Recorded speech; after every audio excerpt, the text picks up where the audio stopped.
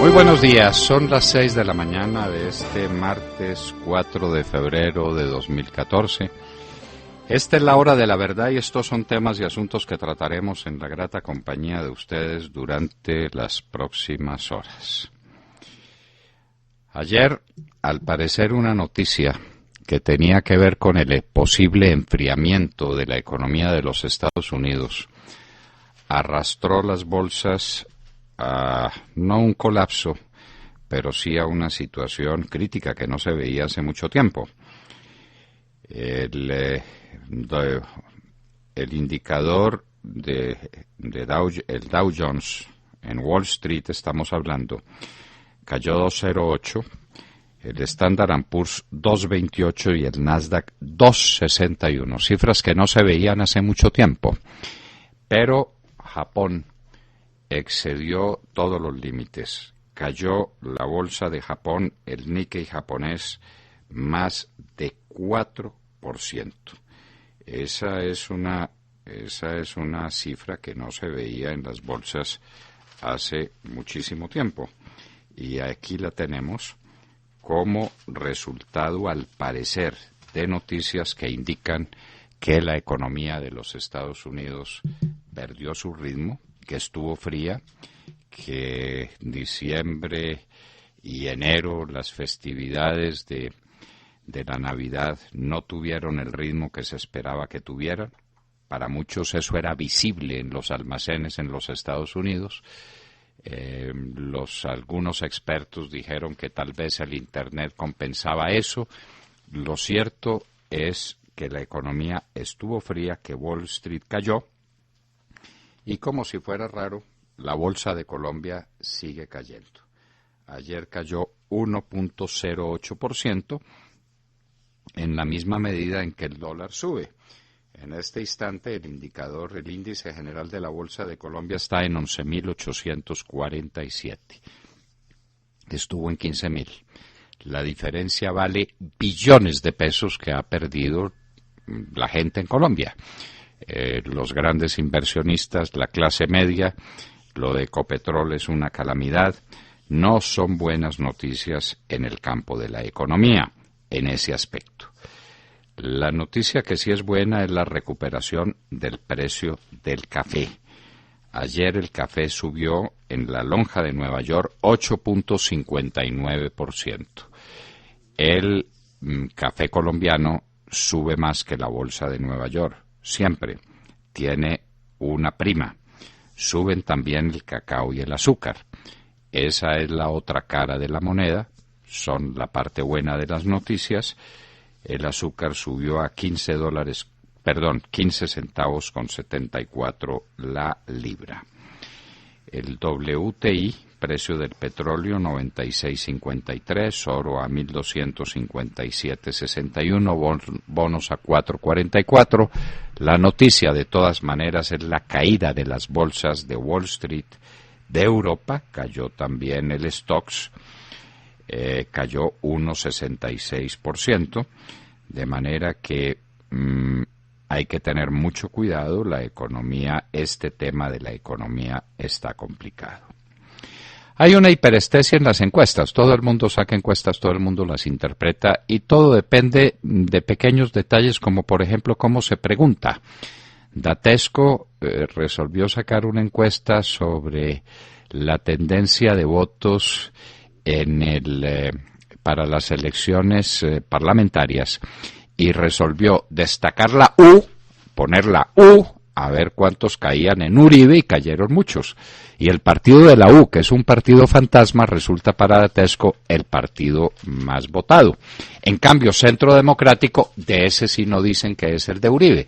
Es una manera de hacer la pregunta con mala fe, para producir con mala fe un resultado y para inducir los votos a punta de estos malos resultados. Eso es lo que estamos viendo. Una feria de encuestas que salen por otros lados y las interpretaciones.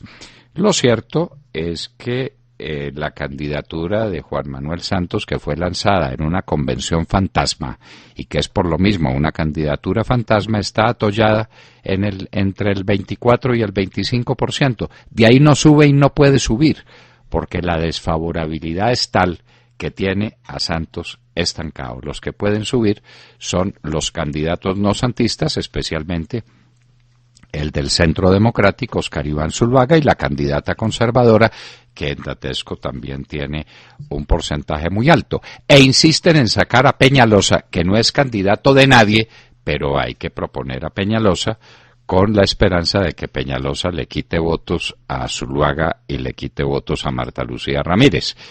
Todo esto es inducido, todo esto es manipulado. Aquí pues son los conductores de las campañas, especialmente la actuación del prócer venezolano JJ Rendón, que es el que dirige los hilos en la Casa de Nariño. El procurador no incurrió en desacato, lo dijo el Tribunal Administrativo de Cundinamarca, nosotros nos habíamos anticipado a decirlo.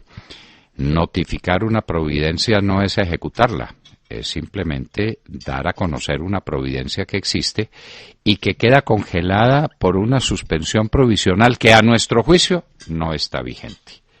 La suspensión provisional no está vigente porque ya hay sentencias. Y entonces aquí hay una cosa curiosísima, y es un marcador entre tutelas a favor de la resolución del procurador y en contra. El marcador va 26-14. Esto no pasa sino en una banana republic, cuando el derecho se acaba, cuando la unidad del derecho no existe, cuando la cosa juzgada desaparece. 26-14, como si esto fuera por marcador. Petro debería estar destituido hace mucho tiempo y deberíamos tener un alcalde provisional mientras se resuelve el problema. Pero como aquí no hay derecho, sino que estamos en el mundo de las tutelas, en el mundo de los raulas, entonces tenemos 26 sentencias a favor de la resolución del Procurador General de la Nación, de su legitimidad, pero hay 14 en contra. Entonces el resultado es que no hay nada. Así es Colombia. Mientras tanto, el Consejo de Estado tramita impedimentos y se demora. El consejero Vargas Ayala, quien tiene la instrucción del proceso, es decir, la presentación de la ponencia, es el magistrado ponente, no lo presenta, las cosas se demoran. La ciudad está a la deriva, Bogotá no tiene alcalde, no lo ha tenido desde hace mucho tiempo, pero ahora menos que antes. En el Consejo hay una sublevación que llevó a la presidencia del Consejo a Miguel Turbay Uribe. Y por el otro lado, el Consejo Nacional de la Judicatura a la carga. El imparcial JJ Vives. JJ Vives es uno de los liberales más recalcitrantes y más duros que hay en Colombia. Y resulta que ese liberal parcializado, feroz, es el que ha recibido la instrucción del proceso contra la convención conservadora. Una convención perfectamente limpia, organizada por los que la organizaron, es decir, por el presidente Santos y por sus secuaces de la mermelada. La convención resuelve votar en favor de Marta Lucía Ramírez, que queda elegida candidata del conservatismo y jefa del Partido Conservador por consecuencia, y entonces eso parece ilegal. Y entonces a demandarla a través del personajito del que consiguió que a los miembros del Consejo Superior de la Judicatura se les dijera y se les pagara como magistrados, y entonces ahí estamos en la expectativa a ver qué hace un Consejo Nacional Electoral completamente parcializado frente a esta figura. Lo que no va a hacer nada es frente a la convención del supuesto partido de la U que ya no existe. A ver cómo fueron las votaciones, quiénes votaron, dónde votaron, cómo fueron esos escrutinios. Como no hubo periodistas, como no hubo testigos, podrán acomodar las cosas como les dé la gana, porque fue a puerta cerrada, como se hace en las mafias. A la sombra no trabaja sino el crimen, decía nuestro libertador. El Papa Francisco y los rabinos, una fotografía que conmueve al mundo. el Papa Francisco sentado con un grupo de rabinos, como debe ser, no en actos espectaculares, como debe ser, sentados a la mesa. La civilización judeo-cristiana tiene que tener una oportunidad en este mundo que ha perdido la ruta de todos los valores. La unidad de la Iglesia Católica con los del Oriente y la cercanía con los rabinos de Judá es un imperativo de los tiempos. Y volvamos un poco a Colombia, porque el presidente Santos ya no será presidente, no será candidato de la U, sino candidato de todos los partidos. A ver, nos explicamos. La U trató de hacer asamblea y no la pudo hacer. El Partido Liberal ya la hizo. El de Cambio Radical, allá se reúne Germán Vargas y decide. Y entonces esos partidos van a lanzar un solo candidato, que es Juan Manuel Santos. Está muy bien que lo hagan sin ninguna legitimidad porque no se le ha consultado a la base de esos partidos. Pero que lo hagan, no hay problema ninguno. ¿A quién le consultarían en la U? El desastre del Bronx, el tema de las drogas, el tema de las ollas en Bogotá. Hace un tiempo salió el alcalde Petro a decir: arregle el problema del Bronx, lancé a la policía, todo quedó resuelto. Ayer tuvieron que volver con un resultado escandaloso.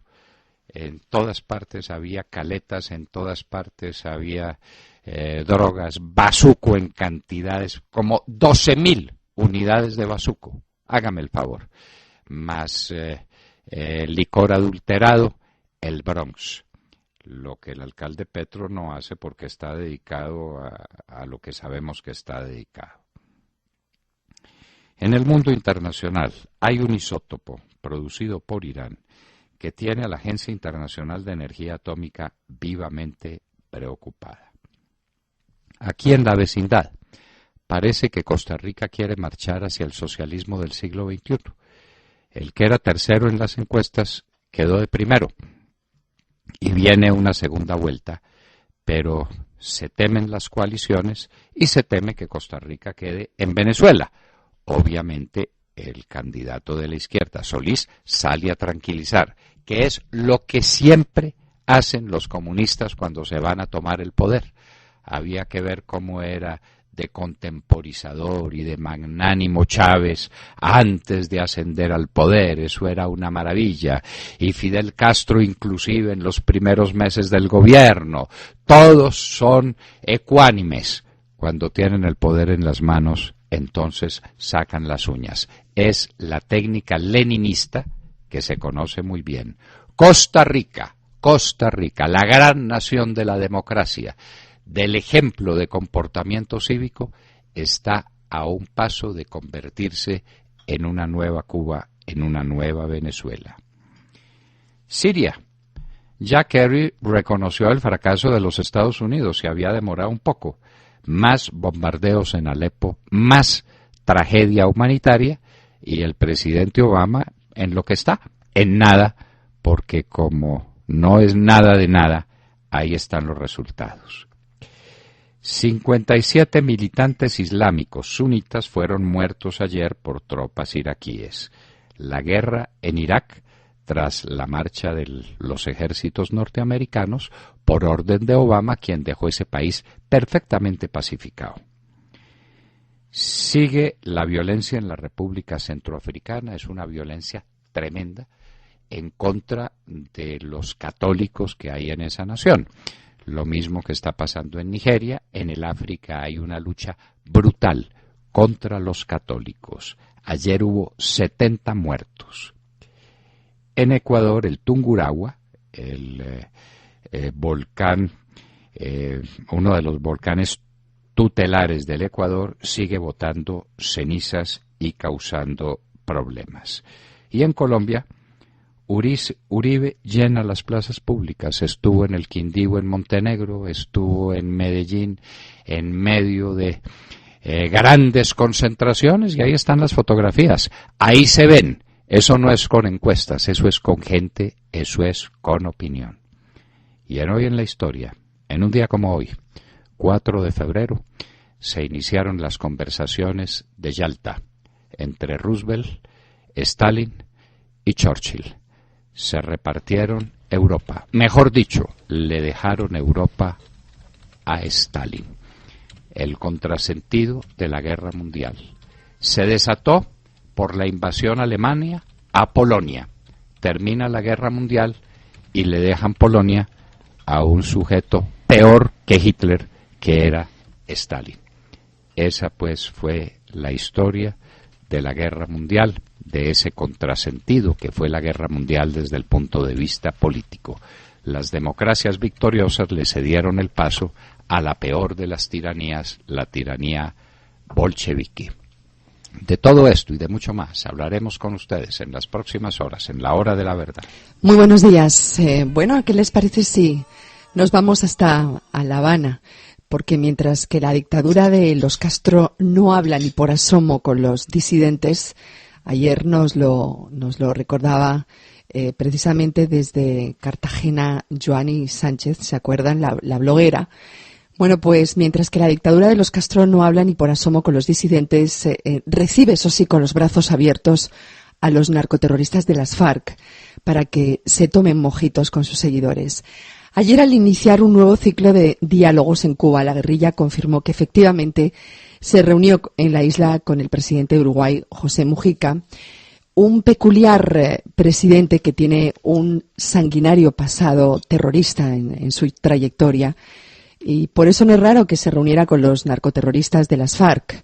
Por ahí hay un refrán, ¿no?, que dice, dime con quién andas y te diré quién eres. Lo recuerdan, ¿verdad? ¿Por qué les sorprende tanto a algunos que se hayan reunido? Son compañeros de aventuras y de negocios. Recordemos que se reunieron justo cuando se trata el punto del narcotráfico, que no es cualquier cosa y es uno de los negocios ilegales más lucrativos y tenebrosos. Recordemos también que tanto las FARC como el presidente terrorista de Uruguay coinciden en que la solución al problema del narcotráfico es la legalización, como recientemente ocurrió en Uruguay con el tema de la marihuana. Y por eso precisamente salieron las FARC a sacar pecho y a presumir de amigo, ¿no?, de amigote, mientras negaron la presencia del comandante Timochenko. En otras palabras, las FARC iniciaron esta nueva ronda con olor electoral más fuertes y retadores que nunca. Usted lo decía ayer en su editorial, doctor Londoño, y yo coincido totalmente. Da la sensación de que tienen la sartén por el mango, que durante estos meses se han hecho un completo lavado de imagen de bandidos perseguidos por el gobierno de Uribe. Han pasado ahora a ser profundos y respetables analistas políticos. Por lo menos los medios de comunicación, tanto en Colombia como internacionalmente, se hacen eco de cualquier estornudo. Y por ahora ese es el resultado de las negociaciones de paz en La Habana, un profundo lavado de imagen con Colonia incluida, con propuestas tan increíbles y alucinantes por parte de las FARC como la reducción del ejército, la reforma agraria al estilo guerrillero, narcotráfico a raudales con el aplauso de todos y campaña electoral a punta de fusil. Yo insisto, porque las FARC están en campaña también.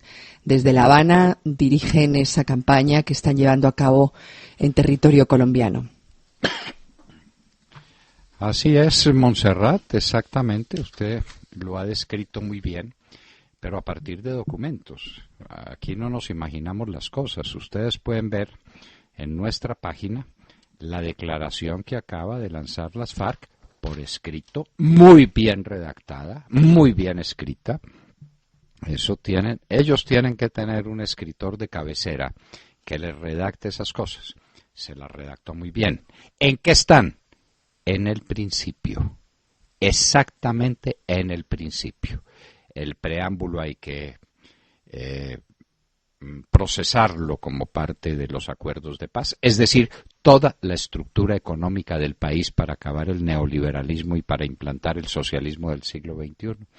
Hay que reducir el ejército, hay que combatir el gigantismo de las fuerzas militares, hay que hacer una reforma agraria sobre la base de grandes expropiaciones de tierras, abajo el latifundio. les tienen que devolver a ellos el manejo de las zonas cocaleras. Están exactamente en el punto de partida. Santos insiste, nunca como ahora estuvimos cerca de la paz. Por Dios, lea lo que dicen las FARC, que dicen, entre otras cosas, que sus declaraciones públicas por micrófono son de verdad, porque Santos ha querido decir, no, déjenlos que hablen, que eso es paja, ya cuando están en la mesa cambian. ¿Cambian? ¿Cómo no que cambian? En la declaración de las FARC dicen que esa es su palabra y que ese es su punto de vista. No se ha avanzado nada, salvo en la entrega del país a las FARC, que es el proyecto de Juan Manuel Santos. Esa es la triste, la dolorosa verdad, y ese es el proyecto al que los colombianos nos vamos a oponer el 9 de marzo y el 25 de mayo. Muy grave. Muchos oyentes en el chat coinciden efectivamente en que ha habido un lavado de imagen profundo. Algunos oyentes que firman como cafeteros sin esperanza dicen que ahora han pasado de bandidos, como los llamaban, recuerdan, a analistas, ejecutivos y héroes. Es increíble, pero es cierto. Sí, nos parece incluso algunas de las propuestas alucinantes, pero están ahí, están en la mesa y se están discutiendo. Qué perspicaz, ¿no?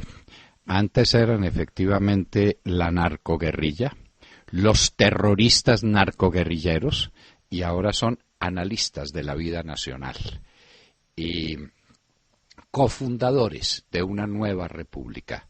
Eso fue lo que Santos les entregó. Santos se los entregó detrás de su premio Nobel o detrás de la reelección. Por ahora, detrás de la reelección. William Calderón. Buenos días Colombia. Gracias por invitarnos a sus hogares y a sus vehículos. Hoy es martes 4 de febrero del año 14, son las 6:26 de la mañana. El comandante de las fuerzas militares, general Leonardo Barrero, en un acto que se hizo ayer en el Ministerio de Defensa, le exigió al presidente Juan Manuel Santos que no se discutiera en la mesa de negociación en Cuba la reducción del ejército, porque esto mina la moral de la tropa. Hay que darle garantías, la seguridad que ese tema no se tratará en Cuba es necesario, a lo que el presidente Santos no respondió ni mu. Ahora, doctor Londoño, ¿quién pondrá a defendernos? Sí, el comandante de las fuerzas militares le dijo al presidente lo que el país entero quiere y lo que las fuerzas militares exigen, y es que no se discutan en La Habana, es decir, que su cabeza no esté en juego en La Habana. Y se lo dijo con toda claridad. Esto minaría el espíritu combativo de las fuerzas militares. Claro. Saber que su estructura, que su tamaño, que su misión se está discutiendo en La Habana con unos bandidos a los que han combatido la vida entera. Se lo dijo el general Leonardo Barrero a Santos en una celebración pública de los 50 años de organización del Ministerio de Defensa. De manera que las cuentas claras, el ejército, las fuerzas militares no aceptan ser motivo de discusión en La Habana. Y las FARC insisten en su declaración en que ese es un tema esencial de las conversaciones en La Habana. Es que es la respuesta de las fuerzas militares a la declaración de las FARC. ¿Qué dijeron las FARC? Dijeron, entre uno de sus puntos esenciales, o de los mitos y mitomanías que ellos llaman, el que no se puede convertir en un mito intocable el tamaño de las fuerzas militares de Colombia, que hay que acabar su gigantismo y que hay que reducir sustancialmente el ejército. Entiéndase por qué, para sustituirlo por las FARC. Y entonces le contesta el general Barrero, ¿y qué dice Santos? Nada. Calladito la boca. Bueno. Entonces, dicen por ahí nos que defiende a nosotros aquí dice, representa, el presidente es el vocero de las FARC en el gobierno, ¿o qué? Para que hablemos pues claro, porque es que... El general Barrero habló y habló... A ver, el general Barrero habló y habló con claridad y con fuerza, como se le pide a un hombre que tiene nada menos que la responsabilidad de manejar nuestras fuerzas militares, la institución que los colombianos más aprecian y en las que creemos, porque no se va a rendir, no se va dejado derrotar en el campo de batalla, mucho menos en una mesa de conversaciones con unos bandidos revividos, que es los que Santos ha preparado camino de su gloria personal. El general Barrero merece ahora nuestro respeto y nuestra adhesión. Jessica López. Hola, buenos días para todos. 6:29 en la mañana. Noticias internacionales. Hoy les propongo hablar de Costa Rica, uno de los países más prósperos y tranquilos de América Latina, según las Naciones Unidas y según varias entidades que se encargan de medir ese tipo de indicadores en el mundo. Nos centramos allí en Costa Rica porque hoy hay varios sectores de ese país están en alerta roja, luego de las elecciones que tuvieron lugar allí el pasado domingo. La razón es una: el opositor Luis Guillermo Solís del partido de centroizquierda Acción Ciudadana es el gran favorito para ocupar la presidencia y, según el Tribunal Supremo de Elecciones de ese país, con el 89% del escrutinio es primero, con un 30,95% de los votos, seguido por el candidato oficialista Johnny Araya, quien se ubica en segundo lugar con un 29,5%. El Tribunal Supremo ya dijo que así las cosas en Costa Rica se realizará una segunda vuelta, será el próximo 6 de abril. Pero la noticia hoy, lo fundamental de este asunto, es que, como lo dijimos al inicio de esta informe, hoy en muchos sectores de ese país están prendidas las alarmas por la posible llegada al poder del señor Solís. Se teme que él pueda acudir a las alianzas con partidos de izquierda radicales y llevar de esta manera a Costa Rica, el país tranquilo y próspero, al abismo, a una situación económica inestable y a un frenazo en las inversiones. Como usted lo dijo, ¿será que este país también va a tomar las riendas del socialismo del siglo XXI y vamos a verlo al lado de países como Ecuador y Venezuela? Izquierda, Jessica, izquierda pura. ¿Y cuál posible unión con las izquierdas más radicales? Segura unión. De eso no les quepa la menor duda. Costa Rica irá a una segunda vuelta con la gran posibilidad de convertirse en otra Cuba y en otra Venezuela. De manera que se van a poner a jugar allá al socialismo del siglo XXI, lo que le pasaría a ese país, que depende de la inversión extranjera, que depende de los jubilados de los Estados Unidos principalmente, que se van a pasar a Costa Rica porque tienen una legislación tributaria perfectamente favorable, que depende del impulso que ha tenido la industria costarricense por aquella inversión extranjera que mencionábamos, que depende del café, es un país cafetero también enormemente, a ver cómo le va con el socialismo del siglo XXI y con que hay que acabar el neoliberalismo, como dice Solís, es decir, reemplazarlo por el paternalismo de Estado, por la planificación centralizada de la economía, por la expropiación, por el destierro de la inversión extranjera, a ver cómo les va a los de Costa Rica, pero están a un paso de caer en las garras del socialismo del siglo XXI. Sergio Gel. Doctor Londoño, muy buenos días para usted y para todos nuestros oyentes. Hoy amanecemos concentrados en lo que ocurre con el precio del dólar, un dólar que está disparado al alza. Hoy arrancará la jornada en 2.046 pesos con 64 centavos, según el precio reportado por Bloomberg, y se prevé que la divisa siga en su tendencia alcista.